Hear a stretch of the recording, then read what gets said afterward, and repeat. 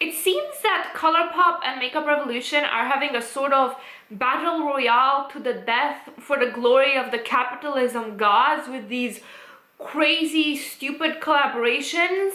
And at this point, it's past amusing and into cringe. Hi friends! Hi, thank you for watching. My name is Mia and this is My Virtual Vanity, a place where we both love makeup and we're quite critical of it. Today we are going to be anti-hauling some new releases because we are long overdue trashing some new makeup releases. But before that, a word from our sponsor, one of my favorite jewelry brands, Ana Luisa. Ana Luisa makes really pretty, really dainty jewelry with a bit of a flair, which I really enjoy because I love tiny, subtle, but eye-catching pieces. They're having their biggest sale of the year, 20% off everything on the website. They sent me these beautiful pieces. Let me tell you, I had these on my wish list actually, and I was planning to purchase them for myself as a Christmas present. You know, Merry Christmas to me. The devil works hard, but my power of manifestation works harder, and I got these sent. What I'm wearing right now are the Hana Sunset and the Elsa Sunset, which have this beautiful email color wash, watercolor type of vibe going on. And not to toot my own horn, but I did a makeup look inspired by these jewelry pieces on my Instagram, and I think it's really cool looking, so hop on over there if you've got Instagram and want to check it out. I also received the main necklace, which has a moon crescent and a mother of pearl situation going on. Very beautiful pieces. I really love Ana Luisa, and they were one of the first brands that wanted to collaborate with me, and yeah, I honestly do recommend them. I still wear a lot of the huggy hoops that I received on the daily. So yeah, go check out the website. Without further ado, let's anti-haul some shit. Let's start with the most ridiculous item on this list. The most stupid rich people shit that I've had the misfortune of seeing in the makeup industry this year. And that is the Chanel Advent Calendar retailing for $825. Which is absolutely ridiculous, because if your advent calendar costs more than the average salary in Eastern Europe, that's kind of crazy. And if you have that kind of money, why would you not go and buy whatever Chanel makeup you want instead of letting them package for you the old stock that they want to get rid of and then ask you almost $1,000 for it? It's absolutely ridiculous.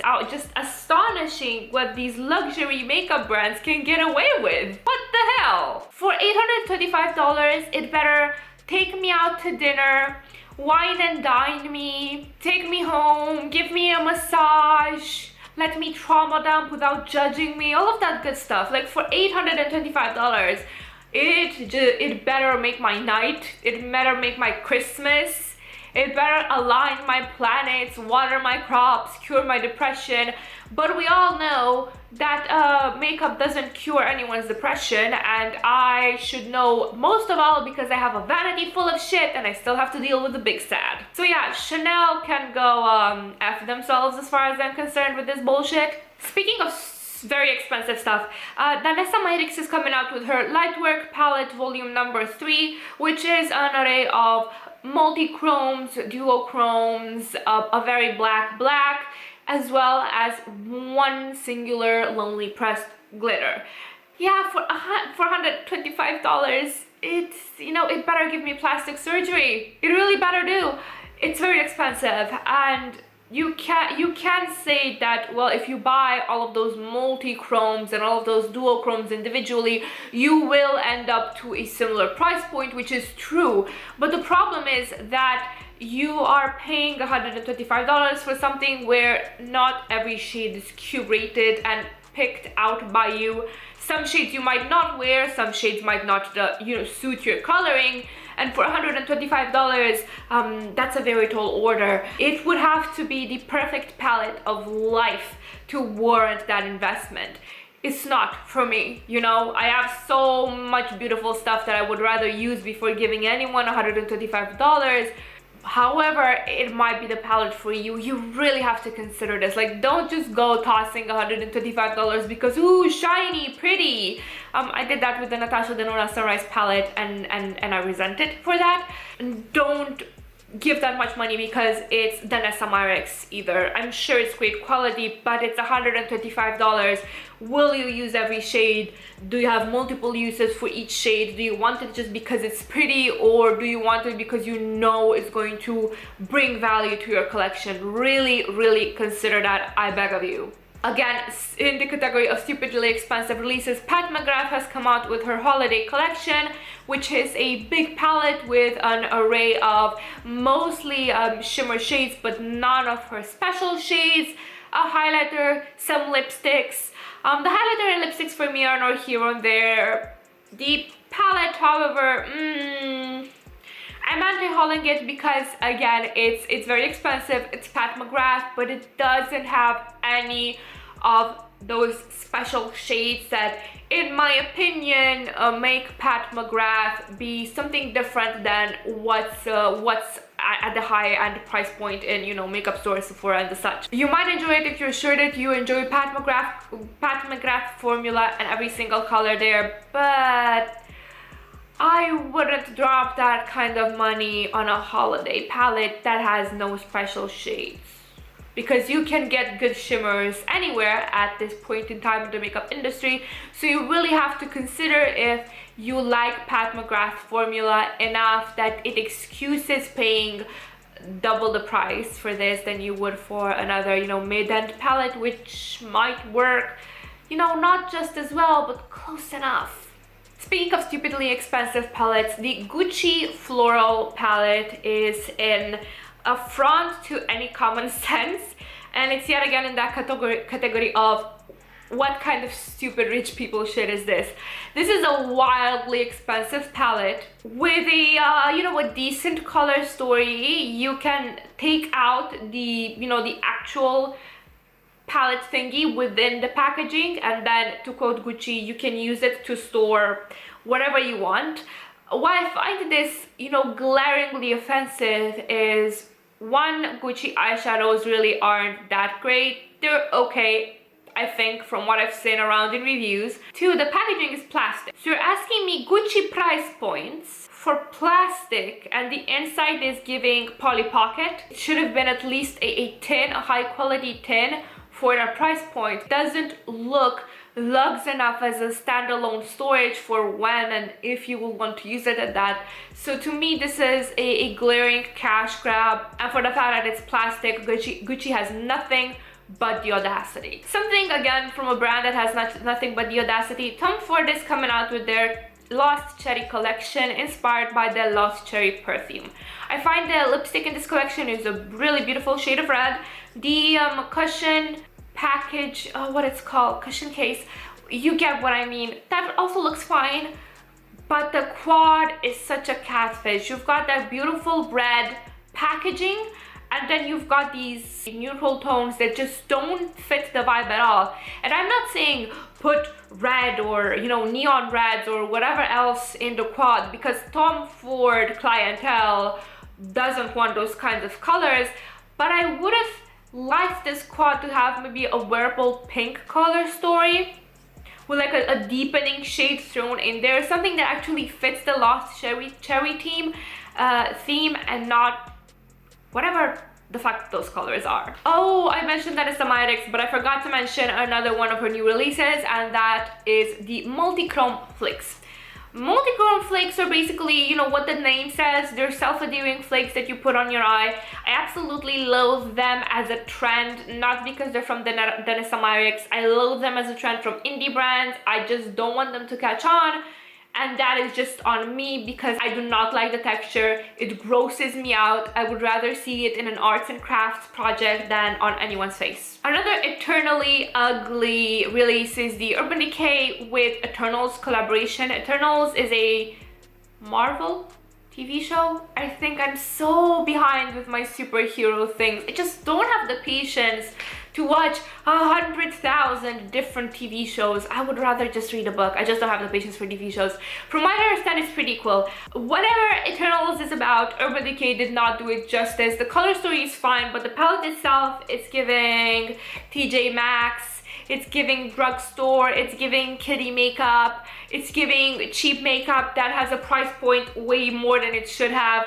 It's giving 90s, early 2000s. And I do think that with the apparent theme of this, they could have gone a bit less kiddie, especially since Urban Decay is not children's makeup. Urban Decay is not aimed at teens. Urban Decay is aimed at women and men that are, you know, adults with their own money. And it's a bit of a stretch to ask people to spend money on something that is so obviously cheaply made.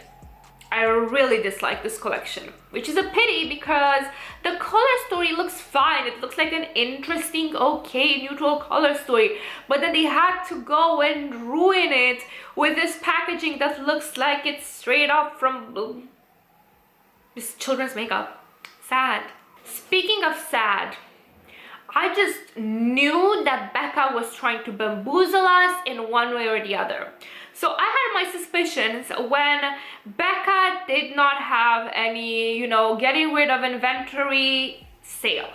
They were supposed to close down in September, but the website was up and running, no sales, no promos, nothing that would suggest that they're trying to get rid of old stock, which if a brand were truly closing down, they would try to cut their losses and get rid of as much product as possible. Becca closed down.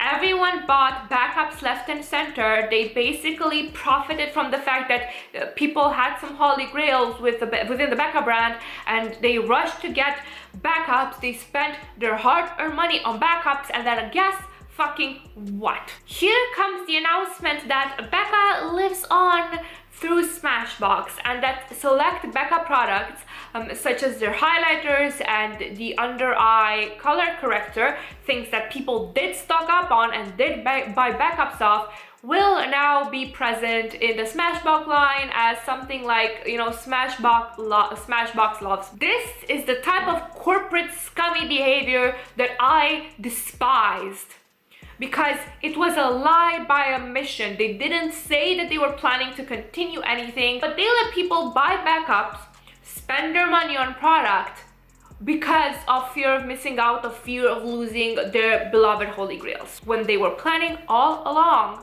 to still have some stuff available. It pisses me off so much.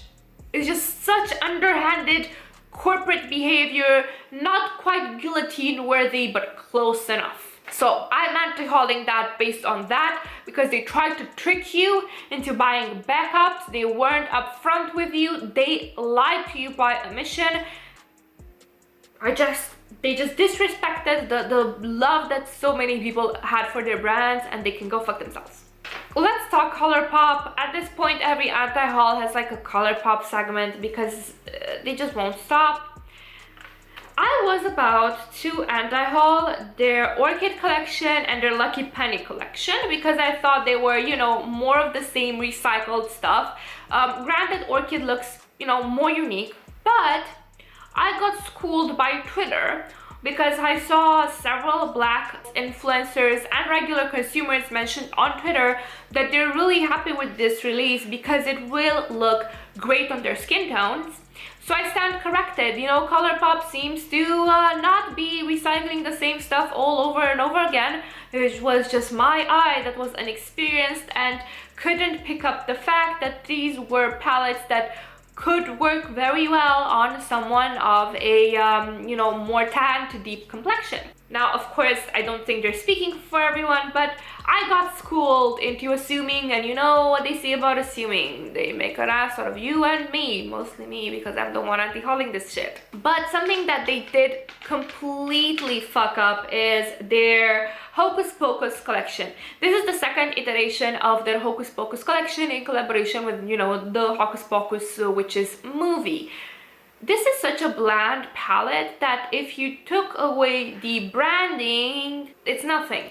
It's not giving what it's supposed to give. It's lazy, it's branded poorly, Nothing about it except the name reminds us of the movie. It's not giving me spooky, it's not giving me witchy, it's not giving me Halloween. It's truly a pity because Hocus Pocus is a beloved IP and it could have had potential for something truly unique collaboration-wise.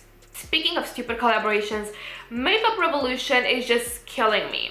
I have a soft spot for Makeup Revolution for years and years because Makeup Revolution serves a very important part in the European market because they give a lot of good options at the European drugstore price point, options that we don't have because we don't have the same brands as you guys do in the US. Makeup Revolution is quite important for the UK and the EU markets, especially because of that. It's giving us, and it has given us for years, variety that we didn't have access to until quite recently in our makeup market. But these stupid ass releases are just getting on my nerves.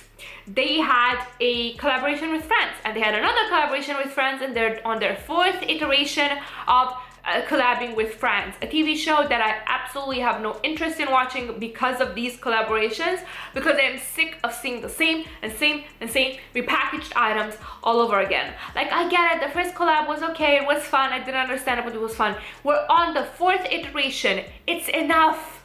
It's enough. Stop beating Friends into the ground. You are basically diluting everything that you wanted to do with that collaboration. It's not special anymore. It's a cash grab. Then they had this bizarre Halloween collaboration with the Simpsons. Now, I don't know about you guys, but when I think Simpsons, I don't think Halloween. It just came completely out of left field. Just another cash grab with a clever IP to prey on people's nostalgia. Then there's another collaboration with, what is it called?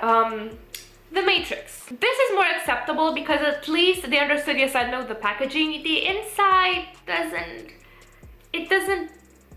really scream Matrix to me. I don't get what about those eyeshadow colors is Matrixy.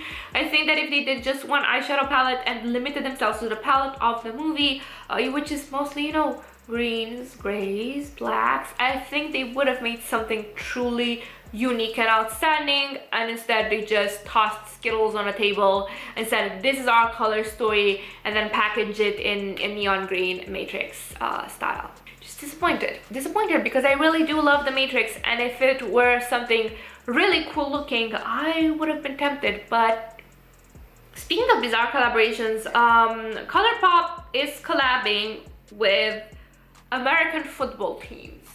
Now, I know Americans are really invested in their American football teams. I just don't understand why a makeup brand would collab with them. But maybe I'm Euro trash to really understand it. Like, the color stories are fine. They seem to fit the logos and mascots of the team. So I'm personally anti-hauling it because I simply do not understand it. I may be a pleb. Who knows? Maybe for you Americans watching me, this is the cutest thing ever. And if it is, I would really like you to school me in the comments and tell me how wrong I am for anti-hauling this release. To me, it just feels bizarre. It just feels really, really bizarre, and it would feel bizarre even if a Romanian makeup brand collabed with one of our soccer teams. Just very strange theme, very strange theming.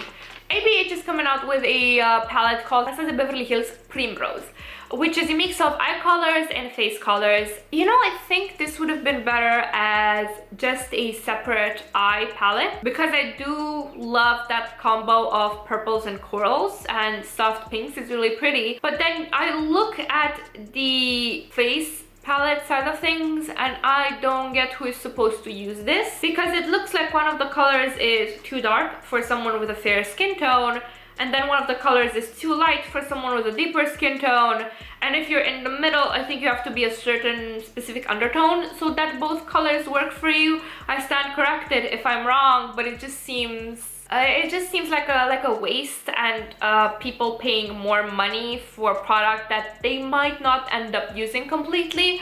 I would have loved this to be separate or to have different variants, like they would have had a Primrose Light, Primrose Medium, Primrose Dark. Speaking of ABH decent, Norvina is coming out with eye crayons. and it looks like NYX. It looks like drugstore, it looks like Colourpop. They're probably gonna be expensive as shit, and the packaging just looks cheap. Sad. Apparently, it says somewhere that they're not supposed to be used on the immediate eye area, which sounds to me like text written to avoid a lawsuit, because they're probably using some what's the thing in the USA? FDA? Some non-authorities approved things that shouldn't go near the eyes that might stain. And if they're not supposed to be used near the eyes, where are you supposed to do them? Are you supposed to, you know, color your face in like a coloring book? Are you supposed to just use them as graphic liner? And if you are, then that kind of seems like a bit of an expensive investment for something that you cannot multitask with or multi-use, put in your waterline, use as regular eyeliner, etc.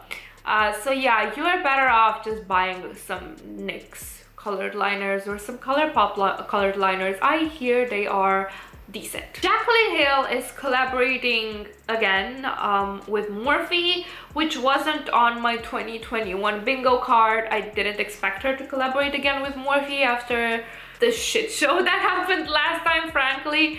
She's coming out with this Divine Neutrals palette, and it's 10 years late. At this point, it is a very pretty palette for someone that does want a simple neutral look, but if you want a simple neutral look, you can do so much better than Morphe at a similar-ish price point. At this point, you can get beautiful neutral palettes from Colourpop, you can get beautiful neutral palettes from the drugstore, you can get beautiful neutral palettes at every corner of the road that isn't Morphe. And that isn't Jaclyn Hill again showing another collab. I'm not feeling it.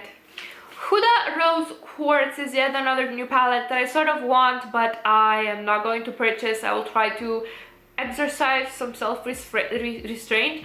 I feel that it's a really pretty cool toned rosy moment. However, the highlight in the collection literally looks like Huda is trying to grow another strain of you know what. It looks like a petri dish. It looks disgusting. It triggers some primal disgust in me. Why is she doing this to us? I do not understand. It just looks disgusting. Horrible. Horrible, horrible, horrible.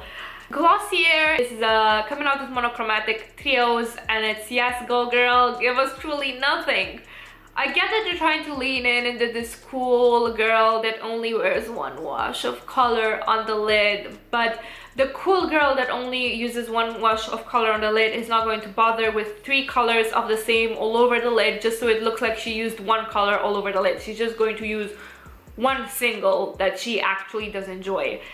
It's a cool concept. I feel that the execution could be much better done. It's like I like the idea of it. I don't like the actual palettes themselves, but it's very on brand for Glossier, just not for me. I'm going to anti-haul the eyeshadows in the MAC Holiday 2021 collection, the one that's candy cane packaging theme, sort of. MAC singles are expensive, at least here in Europe. They're quite expensive for me compared to other single eyeshadows, even imported ones from indies.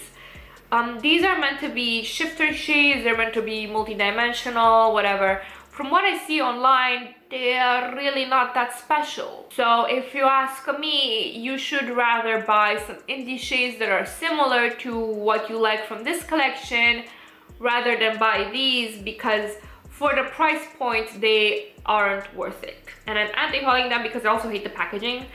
It might be cute for someone else, but to me it just doesn't hit the right spot. It looks no, I wouldn't say confusing. It just looks overwhelming. I don't like spiral patterns of that sort. Beige Cosmetics is collaborating with Doja Cat. And you know, I love Doja Cat. Her last album is transcendental to my womanhood. I love it. However, I think that this collection is nothing special because nothing about it screams Doja Cat. If you remove her name from it, what does it say? It says nothing. It doesn't say, oh, this is a Doja Cat palette. It's just a big palette with a lot of colors, and you know what? It's easy to make a big palette because you just toss all of the colors that you think of in it. There's also some quads, but again, they're nothing special. They don't scream Doja Cat. Pick these. They're just quads with her name on it. And I'm gonna come out and say it, and this probably says something more about me than it does about Beige Cosmetics, but those palettes look like anal beads. It's very 50 Shades of Grey, but in gold. I know that probably says something about how my brain works, and it's not flattering, but they're very off-putting in that regard. So yeah, if you want to support Doja Cat, go buy her album, go to a concert, share her stuff around. I don't think you need this generic makeup collaboration to support her and her endeavors. So yes, this has been this month's anti-haul. There's probably more stuff that I could roast, but I am slowly losing my voice. I don't understand what's happening. So we will wrap it up here. Please do not forget to check out this video's sponsor, Ana Luisa Jewelry. They have a 20% off for their whole website. You will find the link down below in the description and in the comment pinned. Thank you guys so much for watching. Let me know down in the comments below what you are anti-hauling this month, what you're picking up, if you agree or disagree with me. I especially love it when people disagree with me because I see other perspectives other than my own tastes and my own aesthetics and how I see the world. Okay, have a great evening or morning, second breakfast, third lunch, or whatever it is you're from. Bye!